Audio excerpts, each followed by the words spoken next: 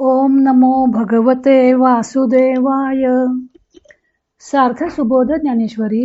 लेखन व वाचन सौ मनीषा भास्कर अभ्यंकर, महाराष्ट्र, मिरज 416410.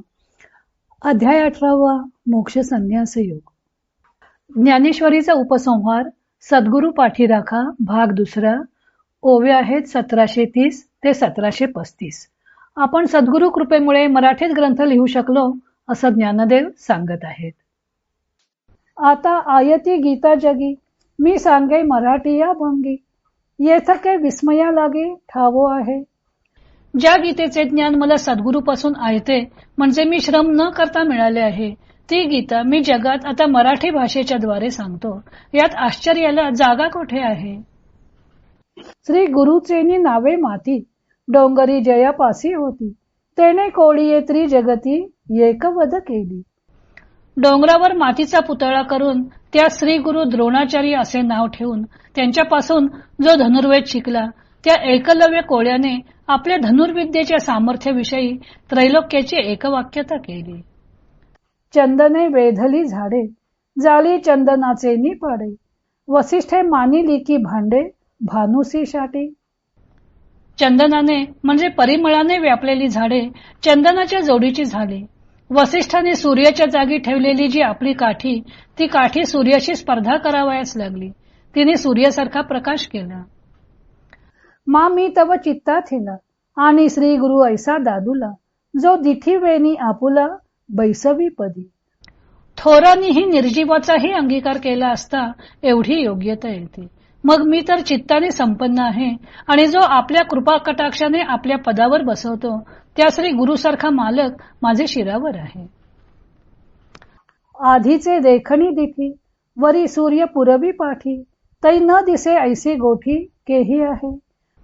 मूळची दृष्टी स्वच्छ असून शिवाय तिला जर सूर्याचे सहाय्य मिळाले तर त्या दृष्टीला नाही अशी गोष्ट कोठे झाली आहे का. म्हणून माझे नित्य नवे, श्वासोच्छ्वासही प्रबंध होवावे, श्री गुरु कृपा काय नोहे ज्ञानदेवो म्हणे. म्हणून माझे नेहमी वाहणारे श्वासोच्छ्वासही काव्यग्रंथ होतात. गुरुकृपेने काय एक होणार नाही असे ज्ञानेश्वर महाराज म्हणतात. ज्ञानदेव आपल्याला गीतेवर व्याख्यान करण्याचे सामर्थ्य श्री गुरूंच्यामुळे मिळाले असे सद्गुरु महिमा वर्णन करताना म्हणतात. गीतेचे ज्ञान ज्ञानदेवांना सद्गुरूंपासून आयते मिळाले आहे असं त्यांना वाटतं. त्यासाठी त्यांना काही श्रम पडले नाही. पण सद्गुरु पाठीराखे असताना आपण या ग्रंथावर मराठीत टीका लिहिली, यात काहीच आश्चर्य नाही असा त्यांचा भाव आहे. गुरुमुळे शिष्याला सामर्थ्य कसे प्राप्त होते ते स्पष्ट करण्यासाठी त्यांनी काही दृष्टांत दिले आहेत.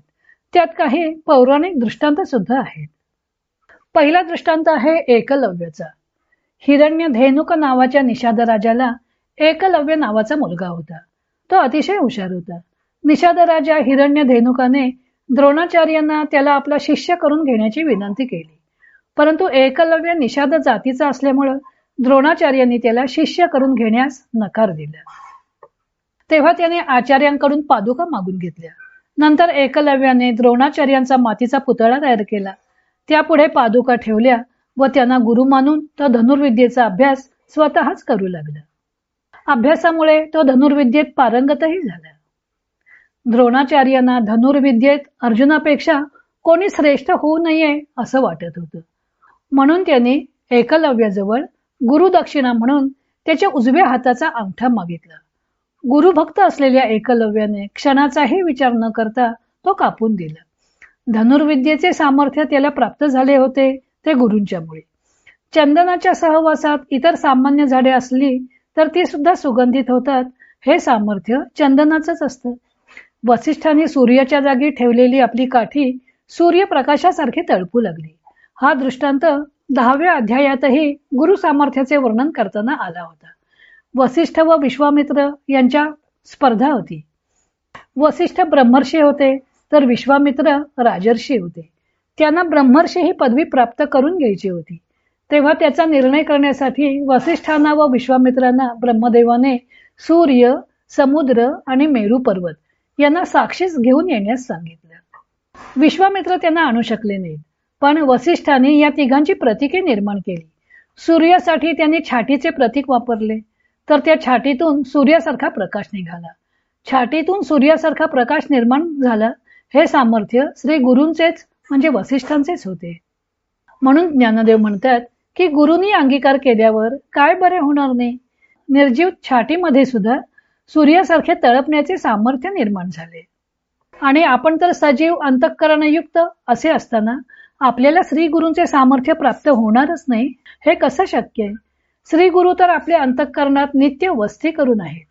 केवळ कृपादृष्टीने आपल्या पदावर शिष्याला बसवून घेण्याचे सामर्थ्य त्यांचेच आहे. मग मूळच्या निर्मळ दृष्टीला सूर्याचे सहाय्य मिळाल्यावर तिला दिसणार नाही असं कसं होईल? त्याप्रमाणे आपले अंतःकरण निर्मळ आहे व त्यात श्री गुरूंचा निवास असल्यामुळं आपल्याला गीतेवर व्याख्यान करण्यास सामर्थ्य प्राप्त झाले आहे. म्हणून आपले श्वासोच्छ्वासही नित्य नवीन काव्य प्रबंध होऊ लागले आहेत. असं म्हणून त्यांनी ग्रंथाचे कर्तृत्व श्री गुरुचरणी अर्पण केलं आहे. त्यामुळेच आपण गीतार्थ मराठीत सांगू शकलो, तो दृष्टीचा विषय बनवला असा त्यांचा भाव आहे. नंतर त्यांनी मराठी भाषेची थोरवी गायली आहे, तो भाग आपण उद्या पाहू.